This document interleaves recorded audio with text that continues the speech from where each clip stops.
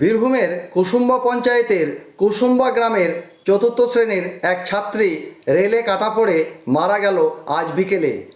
এই কুসুম্বা গ্রামে rail line পারাপারের জন্য ও সাধারণ মানুষের যাতায়াতের জন্য বানানো হয়েছিল একটি কালভার্ট, যেটির উপর থেকে ট্রেন যাতায়াত করে।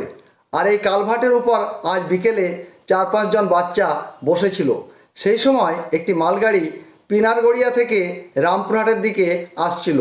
গাড়ি দেখতে পেয়ে বাচ্চারা নেমে পড়ে কালভার্ট থেকে। তার মধ্যে একটি বাচ্চা কালভার্টের উপর থেকে নামতে না পারায় কাটা পড়ে যায়। বাচ্চা মেয়েটির বাড়ি কুসুম্বা পঞ্চায়েতের কুসুম্বা গ্রামে। বয়স আনুমানিক 10 বছর।